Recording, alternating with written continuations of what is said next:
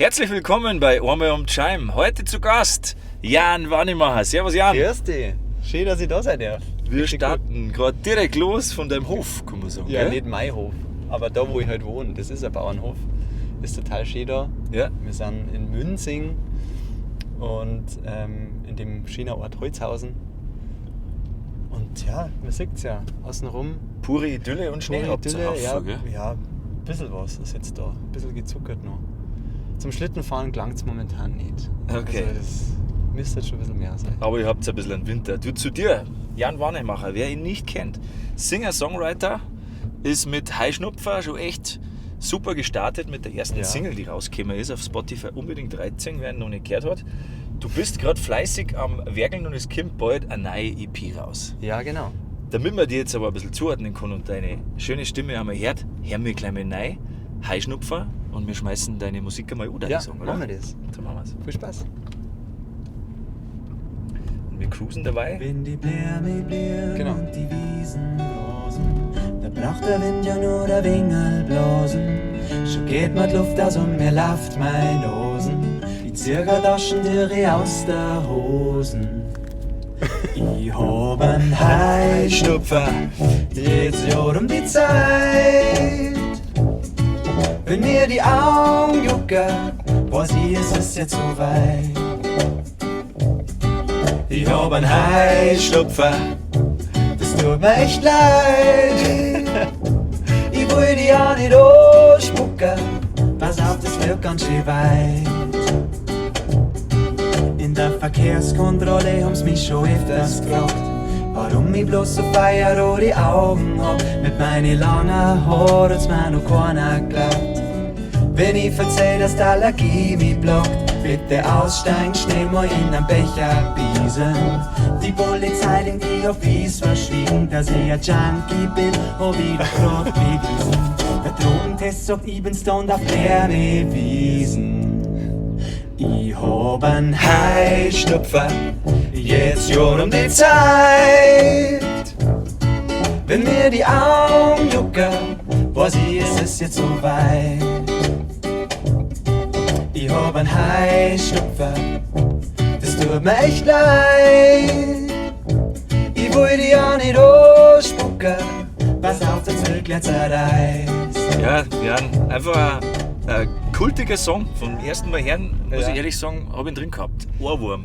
Ja, das freut mich. Also, ich habe auch noch gar nicht so wirklich gewusst, wo ich geschrieben habe, wo das alles hingeht, aber ich bin total glücklich, dass so viel Leute an dem Thema auch irgendwie anknüpfen können und dass die Melodie auch ja, ansteckend ist. So ein bisschen. Wie Im so- wahrsten Sinne des Wortes anstecken. Ja, gell? genau. Schnupfen haben doch viel. Das ist, ich weiß auch nicht, irgendwie aus einer Plage heraus das Beste gemacht, glaube ich einfach. Das war, glaube ich, dann also mein Motto, es mit Humor zu nehmen und nicht sie zum Ärgern, weil du kannst das eh nicht ändern. Also das Ja. kommt jetzt ja wieder und du hast fast keine Chance. Du hast quasi ein musikalisches Medikament geschaffen, wie man besser klarkommt mit Heuschnupfer.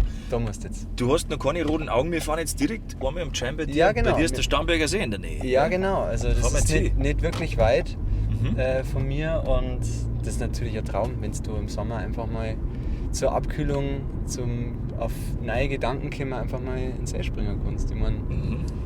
das kenne ich von mir daheim auch. Ich bin ja nicht gebürtig von da. Also Wo kommst du her? bin eigentlich, also aufgewachsen bin ich bei Wasserburg am Inn. Da, und meine Wurzeln sind aber eigentlich in Hessen. In Also Hessen? Ja, in Aber- Hessen. Meine Familie, also ich bin auch in Rüsselsheim geboren, ja, Opelstadt. Und mein Papa ist aber, wo ich noch ganz klar war, der hat sich selbstständig gemacht und hat einen Land gefunden für sein Sanitätshaus. Und dann sind wir da mit Sack und Pack sind wir dann nach Bayern gekommen. Und Ja, super. ich habe alles sozusagen da ja, gelernt und bin da zur Schule, Fußballverein, was man halt so. Bist du da schon aufgewachsen? Ja, Wie alt genau. warst du da?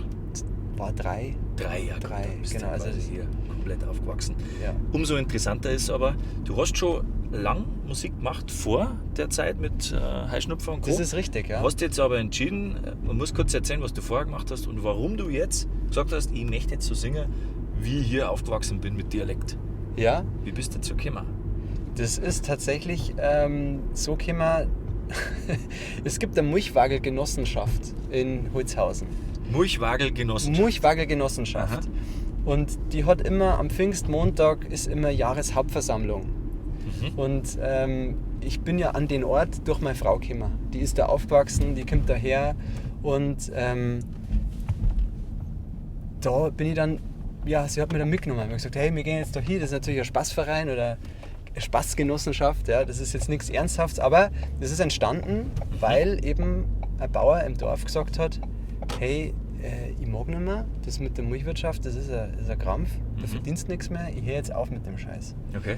Und dann ist halt, wie man es früher halt gehabt hat, irgendwie der Milchtank auf so einem Milchwagel gewesen und dann hätte er das einfach weggeschmissen und dann haben halt ein paar Leute gesagt, na, das können wir nicht machen, wir müssen uns jetzt um das Milchwagel kümmern. Völlige Milchidee, also Schnapsidee. Schnapsmilchidee. Genau, und ich bin da dazugekommen und dann hat es geheißen, hey, jeder muss einen Beitrag leisten. Du bist doch Musiker, schreib doch mal eine Hymne für unsere Genossenschaft. Und dann haben wir ein Lied gemacht miteinander, ein paar Musiker von da haben mir geholfen und dann haben wir halt ein Lied gemacht. Und das, Wo gibt es das jetzt zum Hören? Das gibt es noch gar nicht zum Hören. Also Ja, ich hab Zeit. Aber wir haben so eine einfache Aufnahme haben wir gemacht. Ja? Die gibt's, aber die gibt es nirgendwo im Internet zum Hören. Okay. Aber so bist du dann zur Musik gekommen. Also es war so der Anfang. Ich habe vorher halt auf Deutsch einfach geschrieben, Deutsch-Pop-Richtung und das war so der Grundstein irgendwie, das mit Mundart mehr auszuprobieren. Und das hat mich so angefixt, weil ich gemerkt habe, hey, warte mal, da passiert ja irgendwie was komplett anders, weil der Dialekt in der Form andere Sachen zulässt, für mich auch andere Gefühle oder eine andere Stimmung. Also, und ich habe halt gemerkt, dass das auch ein Teil von mir ist. Also, dass es gar nicht falsch ist, sondern das war einfach so, hey, cool, das kann ich auch.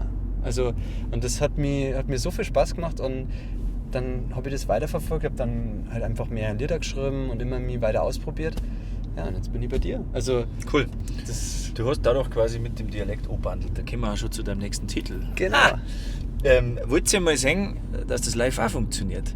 Der Jan, wer es noch nicht gesehen hat, hat nämlich seine kleine, wundervolle Gitarre mit dabei. Die hat er im Studio da gehabt. Ich habe gesagt, pack ein, die nehmen wir jetzt mit. Der Starnberger See ist jetzt auf der linken Seite. Ich sehe es wahrscheinlich nicht, aber wir singen. Ist ein bisschen neblig. Ein bisschen Nebligkeit, verschneit, aber wir werden jetzt da spontan ein bisschen jammen und der Jan sagt uns jetzt einmal, anbandeln, wie der Song entstanden ist und wie der funktioniert.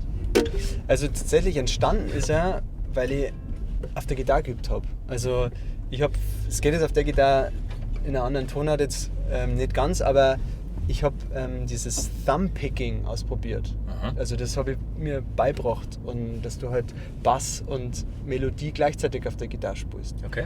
Und großes Idol Tommy Emmanuel, wenn ihr das was sagt. Nein. Das ist einfach, der steht auf der Bühne und spielt halt wirklich nur Gitarre und holt aber halt alles raus. Also der macht halt Rhythmus und Melodie. Der singt nicht dazu, der macht es wirklich alles mit der Gitarre und es ist wirklich unterhaltsam. Und diese Technik, die ist bekannt, die machen ja ganz viele andere und das ist, ich mag sowas einfach, wenn man sich halt so ein bisschen selber herausfordert. Und das war so der Grundstein, wo ich da rumprobiert habe, mir ein paar Lieder beigebracht hat in dieser Technik. Und dann habe ich gemerkt, hey, ich darf mir gerne selber mal was damit ausdenken. Aber wenn du schon so ein Werkzeug hast, irgendwie, dann probierst du halt ein bisschen rum. Ja. Und so ist halt dann die Melodie entstanden.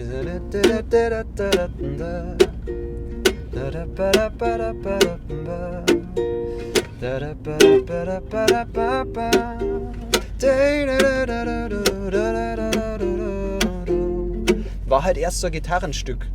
Und dann habe ich mir gedacht, hey, aber das ist so schwungvoll, das hat irgendwie so ein cooles Gefühl, so eine Leichtigkeit, dass ich einfach Lust gehabt habe, dann auch einen Text drauf zu schreiben. Und bin eben über die Musik dann zum Text gekommen. Ich habe dann überlegt, was vermittelt mir die Musik, wo komme ich da hin? Und das war halt eher so dieses, wir schunkeln halt ein bisschen zur Musik. Und dann habe ich halt getextet. Getextet, ja? Genau. Inspiriert wahrscheinlich von deiner das war Lebenssituation. Ja, also das O-Bandeln an sich ist für mich, bin jetzt nicht der mega Frauenheld gewesen, muss ich ganz ehrlich sagen. Ja, weil wenn ihr auf der Brasswiesen erlebt habt, die erste Reihe waren alle singstark. Ja. Alle mitgeschunkelt. Aber ich weiß nicht, ich habe einfach gemerkt, dass das schon ein Thema ist. Ich meine, das O-Bandeln, wie funktioniert das heutzutage? Also klar durch Corona schwieriger geworden mit dem Fortgehen, ist jetzt wieder besser, aber es funktioniert heutzutage auch voll digital. Und das ist schon auch so ein Thema, wo ich mir auch gedacht habe, hey, nimm's doch nicht so schwer. Das ist ja eigentlich die Aussage von dem Lied. Lass uns das einfach ein bisschen tanzen. Genau, lass uns da einfach mal tanzen. Wir müssen ja nicht gleich heiraten. Also gar nicht im Sinne von, ich will die jetzt irgendwie nur One-Night-Stand, bla bla. Das will ich damit gar nicht sagen. Sondern es geht einfach darum, lass uns halt mal schauen, was passiert. Es geht nicht, vor allem auch nicht immer nur um Oberflächlichkeiten. Also gerade so beim Online-Dating ist, glaube ich, schon also, wie schaust du aus und Ding. Und ich glaube, dass man nur über die Optik oder so nicht immer halt sagen kann, wie jemand wirklich ist, weil der Funke springt halt manchmal erst über, wenn man halt einmal ein bisschen was miteinander macht, Zeit verbringt oder dem Ganzen halt einmal eine Chance gibt. Und das zulässt. Genau, und das ist halt so dieses... Und meine Idee war halt, dass ich halt jemanden ansprich in dem Lied, der eben so ein bisschen, ja... Wollt ihr mal angesprochen werden? Genau. Achtung, Jan, leg los. Ich hab dich schon so oft da hocken gesehen. Keiner, der dich fragt, ob's tanzen ist. Ja, nein, wir müssen da lang. Links oder rechts tanzen? Links oder rechts, genau. Ja, keiner fragt dich, ob du tanzen legst. An jedem Samstag sitzt du da und wartest, dass einer zu dir rüberkommt, mit dir einen schönen Abend verbringt. Sag, traust dich nicht oder bist du dir jetzt schon, dass du einmal einen Fremden freundlich fragst. Fisch ausputz hast die, das muss man schon sagen. Doch wartest du auf mich und bringst keine Zeit, dass du nur frisch anbringst. Jetzt komm, es sei nicht so fad, das ist doch ein Schmarrn. Wir zwei sind doch da und wollen eine Gaudi haben, ich denk nicht so viel nach, das darf dir auch mal nicht schauen. Dass du nicht verstehst, die Musik für uns spielt. Lass uns ein bisschen abhandeln, wenn du mich magst. Ich will tanzen und kein Ehevertrag. Lass uns ein bisschen abhandeln, grad so fürs Gefühl. Und beim Tanzen können wir schmusen, wenn's willst. Lass uns ein bisschen abhandeln, was soll passieren. Vielleicht bin ich auch froh, aber wer weiß das schon. Wenn wir's nicht ausprobieren. Ja, wieder so ein Überwurm. Kennst du schon mitsingen? Wir singen die Refrain jetzt einfach nur, steigt Zeit. 1, 2. Ein bisschen abhandeln, wenn du mich magst. Ich will tanzen und kein Ehevertrag. Lass uns ein bisschen abhandeln, grad so fürs Gefühl. Und beim Tanzen können wir schmusen, wenn's willst. Lass uns ein bisschen abhandeln, was soll passieren. Vielleicht bin ich auch froh, aber wer weiß das schon. Wenn wir's nicht ausprobieren. Wahnsinnstitel, ich würde sagen, die EP, die wird brutal. Ich bin echt mal gespannt. Also, man weiß das ja vorher nicht. Doch, funktioniert. Ich hab's ja in der Mai-Vereinshütten auch schon gesehen, auf der Brasswiesen. Da hast du die Titel gespielt und die waren alle sofort dabei. Also faszinierend, wenn der Funke direkt überspringt. Tolle Komposition. Echt wahnsinnig Spaß gemacht. Für die, die nicht dabei waren auf der Brasswiesen und nicht wissen, wovon wir reden, ich habe die Chance gehabt, jetzt auf der Brasswiesen zum Spielen, weil ich mein Lied Heuschnupfer, was wir gerade vorher gehört haben, Mai-Verein geschickt habe. Und der Max war so cool und hat dann mich angerufen und hat gesagt, hey, sau stark, hast du nicht Bock? Wir haben Hütten dieses Jahr auf der Brasswiesen und es dürfen ein paar Newcomer spielen. Und schon war er da. Schon war ich da. Und zwar nicht nur allein. Neben den Fans, die er schon da gehabt hat, war dann du bist dabei, du hast eine Band, du spielst nicht nur allein, sondern du hast eine ganze Band. Das heißt ein Trio, ja? Ja genau, mein Akustiktrio ist das. Ja. Erzähl mal, wer ist da dabei? Da ist an der Tuba ist der Ilja Kenkin, der ist aus Nürnberg eigentlich. Und dieser Wahnsinnstyp, also der hat es einfach super drauf. Also, und der bringt da auch nochmal eine ganz andere Stimmung noch mit rein, so ein bisschen locker flockig.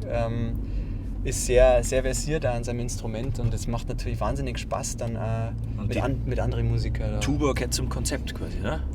Wahnsinnig, ja. Also die ist, ich merke immer mehr, wie die Tuba fast schon das zentrale Element für mich wird. Also das ist der Sound und was ich spannend finde, einfach, das hört man auf der EP, dass die Tuba halt nicht nur tiefe Töne spielen kann, sondern dass die Tuba für mich in meiner Musik wirklich ein Melodieinstrument ist und einmal einfach eine Melodielinie spielen darf und nicht immer nur unten Also top ein gemacht. melodischer Bass letztendlich. Genau, ein melodischer Bass.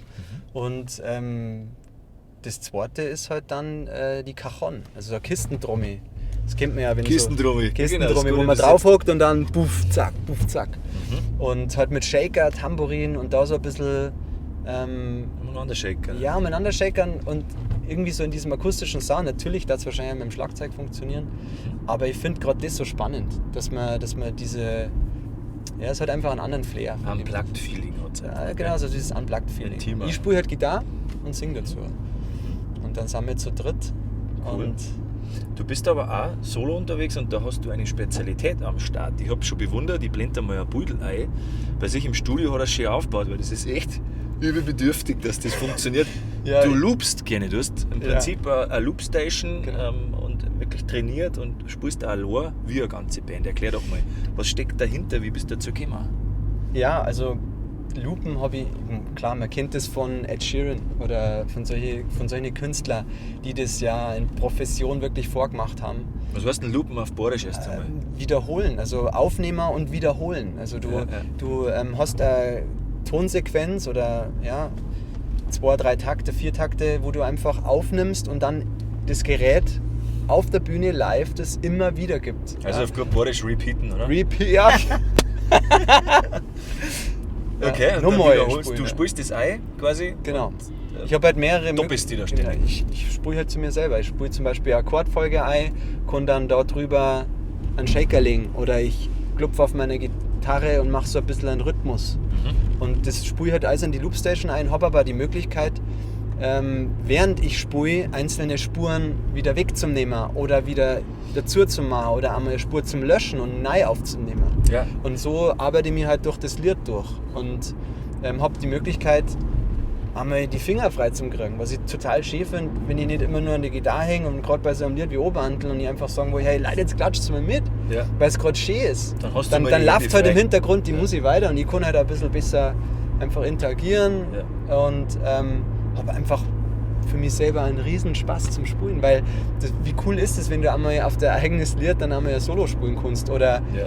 manchmal mache ich ein paar Chöre drauf, hinten aus und versuch's halt ein bisschen größer zu machen, wie ich selber halt allein spielen kann. Ihr müsst euch das live mal anschauen, unbedingt. Wo Ja, sieht man sehr die gerne. Denn, wo sieht man die denn live als nächstes? Als nächstes sieht man mich jetzt im März zweimal, am 18. und am 25.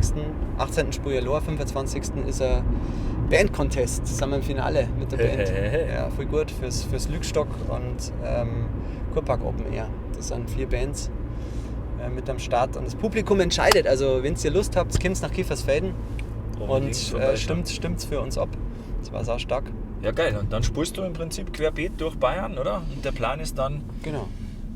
ganz Deutschland zu erobern, bis Österreich runter. Und Wenn das- egal, wo dich die Reise hinführt, oder? Wenn das klappt, super gerne. Also das ist natürlich total schön, die ganzen Orte zu bereisen, die ganzen Leitkinder zu lernen.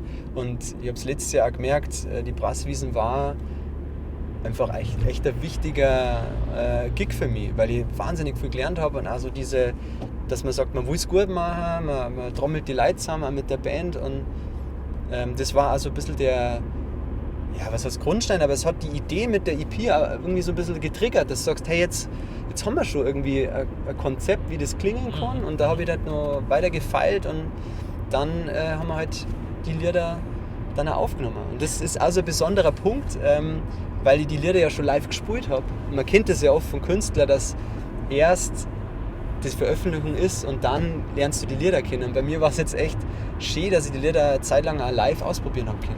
Die sind gereift wie ein Genau. guter Wein, quasi, oder? Ein Quartel heißt die EP dann, oder? War Quartel heißt es, ja. Ja. Weil auch ein Lied davon den Titel so ein bisschen angestoßen hat. Ich habe aber gemerkt, was wir vorher geredet haben, das habe ich ganz spannend gefunden. Ein Quartel ist ja ein Viertel, so rein mathematisch gesehen. Oder Kein Halbe. kein halbe, genau. Ein Quartel sind zwei, es ist ein halbe geteilt. Ein Halbe. Jetzt fast da. Ja. Und ich habe aber gemerkt, dass, was wir vorher geredet haben mit dem Dialekt und dass ich ja erst zu diesem Mundart gekommen bin und gar nicht von Grund auf das gemacht habe, dass ich mir einfach merke, das ist ein Teil von mir. Also, das klingt jetzt ein bisschen philosophisch oder irgendwie Aber im Großen und Ganzen macht das wirklich Sinn, weil ich schreibe ja auf Deutsch oder einmal englische Texte irgendwie, aber ich merke einfach, dass da jetzt gerade mein Herz dafür brennt, dass ich da gerade so richtig Fahrt aufnehme und Spaß drauf habe, das auch weiter auszubauen. Ja, dann lass das brennen. Ich finde das gut. Ja. Jetzt hören wir noch einen Song rein, der hat unglaublich gut funktioniert. Bevor wir uns ein Quartel da noch anhören am Schluss, hören wir uns erst noch Salz in deiner Suppe an. Ja, Können wir es machen? Das können wir gerne machen. Der hat auch wunderbar funktioniert live, muss ich sagen, und war sofort im Ohr. Ja. Ihr könnt euch jetzt selbst davon überzeugen.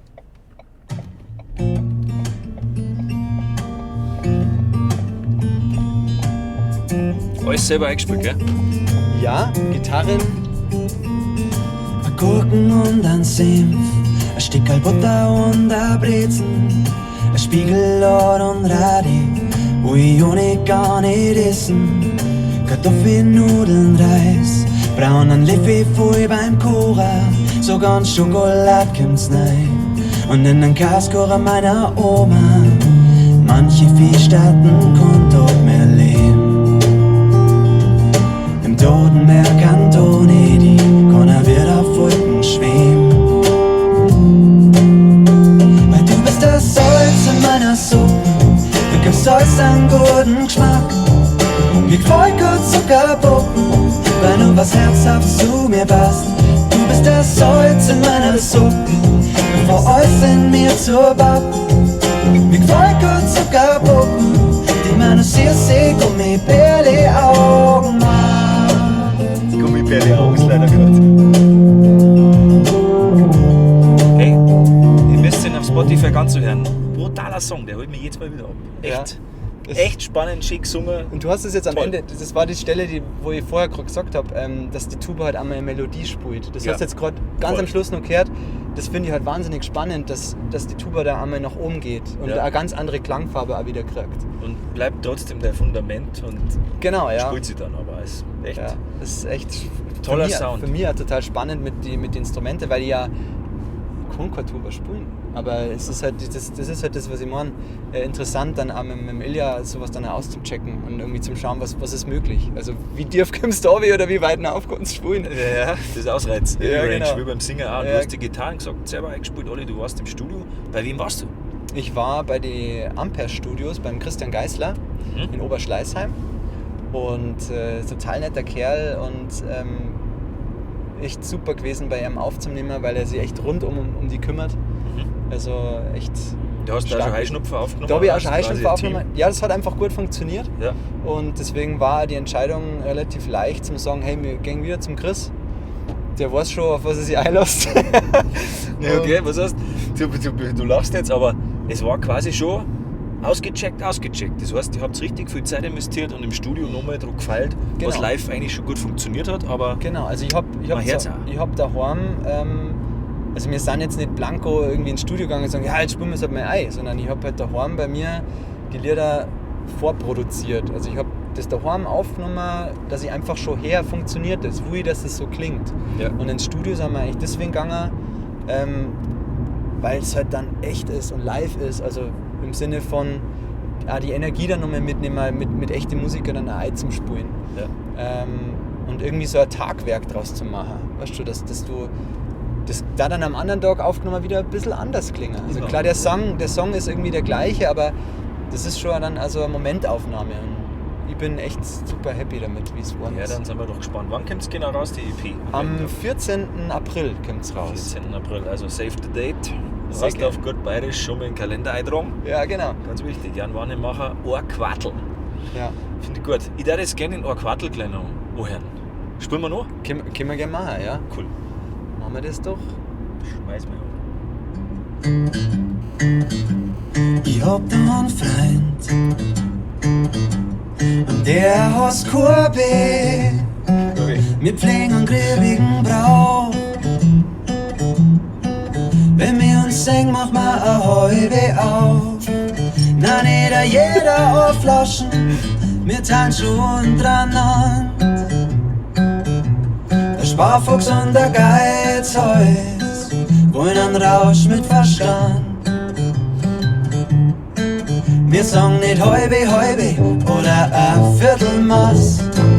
Hol mal 2 Glasel mit 0,5er 21, sag nicht, du machst halt einen Vater, da versteh ich keinen Spaß. Wir wollen verhungern und ratschen, jetzt sei nicht so fad. Ein Quartel geht noch, nur so ein kleines. Ein Quartel geht noch, ich trinke nicht gern allein. Ihr könnt euch gerne noch nicht aufmachen! Ein Quartel geht noch, ein Schnee immer noch Schwarm. Ein Quartel geht noch, danach gehen wir bis heim. Der Kurbi kommt da vorbei Der Kurbi. und ich sitz noch am Schreibtisch. Hey, merci fürs Nachanlassen schon mal. Total gerne. Also, Stark. Wer ist denn der Geizhals und wer ist der Sparfuchs von euch zwei? ich glaube, dass ich der Sparfuchs bin. Alles klar. Passt. Passt. Na, auch schöne Nummer. Funktioniert. Schöner Wechselpass von der Tuba wieder. Ja, das ist immer geil gesungen. das ist- Echt Respekt. Danke dir. Gute Stimme, muss ich sagen. Sagt sie, glaube ich, auch. Danke. Und ich kann dir nur ganz viel Erfolg wünschen jetzt für die EP-Veröffentlichung und auf der Tour. Das funktioniert. Das haut hin. Da ganz ein gutes Gefühl. Ja. Und unbedingt auf ein Konzert gehen. Ich sag's euch. Ja, sehr gerne. Ihr könnt's gern. Wir sind gerade um den Release rum, bin ich ja mit Band unterwegs. Ja. Also 13, 14, 15 spiele ich jeden Abend mit Band und kommt's gern vorbei. Also wir sind einmal da in der Starnberger Gegend unterwegs, im Hinterhalt und dann in Unterwössen und nochmal in Bad Endorf. So gut. Also Nur Möglichkeiten zum Anschauen. genau, also da gerne mal einfach vorbeikommen, da hat mich echt wahnsinnig freuen. Cool. Ja, wann ich mache. Mich würde aber noch was interessieren. Du hast mir mal erzählt, du hast ganz früher schon mal in einer Fernsehkampagne mitgespielt, beziehungsweise gibt es ja ganz einen anderen Look von dir auch. Ja, Das Beutel, den wir jetzt mal schnell einblenden. sehr gerne, ja. Ja? Da war ich eher nur kurzhaarig unterwegs. Kurzhaarig und blond, oder? Blond, ja, blond gefärbt. Hätte ich auch nie gemeint, dass ich das mal mache. Was hast du da drin? Was hast du gemacht? Ich habe bei einem deutschen also beim Musical mitgemacht, also Rocket hat das geheißen. Das Rocket? ist so ein bisschen wie High School Musical, aber halt auf Deutsch, also für den das was sagt. Und ich war da in einer Rockband der Bassist. Und genau, und die war beim Casting. Und dann war halt die Voraussetzung, dass ich meine Haare, ich habe damals so halblange Haare gehabt, so wie man es damals gehabt, das war 2009 war das. Und dann hat es halt geheißen, dass du dir die Haare halt kurz schneiden und halt farben lassen. Und ich habe gesagt, ja, wieso nicht, hey, ist doch cool. Und dann habe ich das tatsächlich eine Zeit lang dann auch so getragen, weil ich das mich cool gefunden habe. Da warst du wie alt? 18? 18, 19, ja. Ja. War echt eine super Erfahrung, mal beim Filmdreh dabei zu sein. Ja. Und echt gute Freunde auch kennengelernt und ja, wahnsinnig viel mitgenommen. Cool. Also Wie es lange war ist das gelaufen dann? Der Film ist 2010 dann rausgekommen und ist halt dann echt im Kino gelaufen. Also Kino, ja. es war echt einmal cool, sie auf der Leinwand zu sehen. Okay. Und ein paar Textzeilen auch gehabt. Also es war echt richtig cool. Also der ist dann irgendwie ein paar Monate gelaufen und So hast du schon Videoerfahrung gesammelt für deine Musikvideos. ja, genau. Auf was für ein Musikvideo können wir uns als nächstes freuen? Beziehungsweise Heischnupfer trat sie ja hier in der Gegend auch, gell? Den haben wir in Holzhausen und Münsing draht. Ja. Wir sind vorher mal an der Apotheken vorbeigefahren, wo ich drin war. Da, Und wo du oft Gast bist, oder? Dass du Genau. der Heischnupfer hast. Genau, ja. Und das nächste Video wird zu Salz in meiner Suppe gemacht. Okay, in der Weil- Küche dann oder wo? Na, da haben wir auch in Münsing haben wir einen total schönen Ort gefunden. Das ist in einer Tenne. Das ist ein ausgebauter Dachstuhl. Und da werden wir es uns schön gemütlich einrichten und ja, mit Licht und Schatten, glaube ich, ein bisschen was Schönes zaubern. Und es ist, was ich auch noch nie gemacht habe, es ist, wo ich ein Performance-Video mache. Also einfach mal auf den Song das schön präsentieren und darstellen. Weil das andere war jetzt eher so erzählerisch. Storytelling irgendwie, das Gesagte eigentlich ins Bild übertragen. Und jetzt will ich mich mal die Band ein bisschen präsentieren, einmal Instrumente in Szene setzen, sowas, da habe ich jetzt echt Lust drauf. Und das ist auch wieder eine neue Erfahrung. Und ich finde es halt sehr spannend. Gerade in so einem Projekt lernst du ja mit jedem Titel oder mit jeder Sache, die du dir in den Kopf setzt, irgendwie auch dazu. Und ja, deswegen machen wir das. Freuen wir uns drauf. Und das Besondere ist an dem Lied, dass es halt ein Duett ist. Ah, ja, du hast erzählt, jemanden aber aus deinem Genau, Ort da, das ist die Helena, die kommt auch aus Münzing. Und die ist auch Liedermacherin, die ist auch öfters auf Poetry Slams und solche Sachen unterwegs. Und die singt auch wunderbar. Also ist echt eine ganz liebe und total gute Sängerin. Und die singt mit mir bei dem Lied im Duett. Schön. Und das war auch wieder so eine Erfahrung. Also sich da einfach mal ranzutrauen. Weil oft singt man halt nur allein, aber mal zu zweit zum Singen habe ich so auch noch nie gemacht. Also gerade mit einer Frau habe ich so noch nie gesungen. Ich hab schon reingehört, zweite Strophe. Ich hab's vorhin leider schon ausgedrückt Ja, gehabt, gell? das ist ja Aber gar dann nicht bleibt's schlecht. spannend für das ist euch. gar nicht schlecht. Genau. Können wir da mal reinhören. Ja, schöne Stimme, Helena.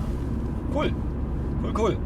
Und ja, wenn du dir jetzt was wünschen darfst für die nächsten 1, 2, 3 Jahre, was war denn so dein Traum? Welche Bühne war dein Traum? Oder was stellst du dir als Musiker vor, was der größte Erfolg war die nächsten 2, 3 Jahre? Wo möchtest du hin mit deiner Musik? In den bayerischen Olymp? Ins Fernsehen? Das war cool, ja. Oder Aber einfach nur Spaß am Live? Ich bin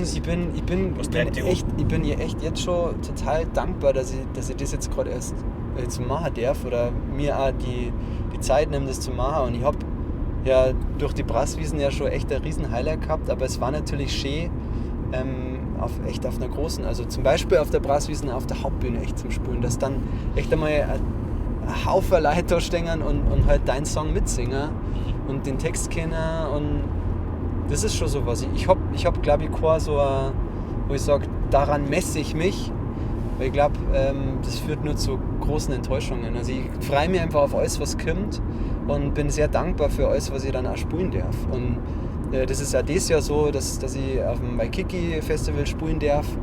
Da freue ich mich auch wahnsinnig, weil du kommst halt auch vom einen dann wieder, hoffe ich zumindest, zum nächsten und kannst ihn da auch wieder präsentieren. Und klar, Fernsehen war cool, also, aber ich bin ja jetzt schon im Fernsehen, auf YouTube.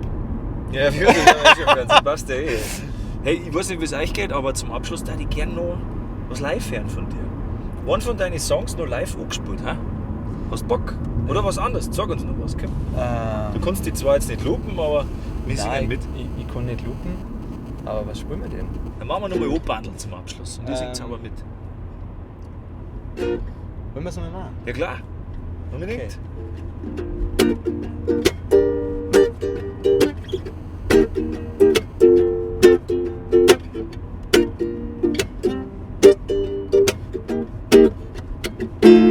Lass uns ein bisschen anbandeln, wenn du mich magst. Ich will tanzen und kein Ehevertrag. Lass uns ein bisschen anbandeln, grad so fürs Gefühl. Und beim Tanzen können wir schmusen, wenn's fühlst. Lass uns ein bisschen anbandeln, was soll passieren? Vielleicht bin ich ja froh, aber wer weiß das schon? Jawohl, Lass danke uns ein bisschen anbandeln. Danke fürs Zuhören, danke fürs O-Bundle, Jan Wannemacher. Cool war's. Merci, danke, dass ich da sein hab dürfen. Danke echt für den sauschön. Ratsch. Wir dürfen jetzt heimfahren zu dir zum Mittagessen, gell? Jawohl. Jawohl, dann Voll freuen gut. wir uns. Wir sehen uns wieder bei Einmal am Chime. Bis zum nächsten Mal. Habe Dere. Macht es gut, danke. Ciao.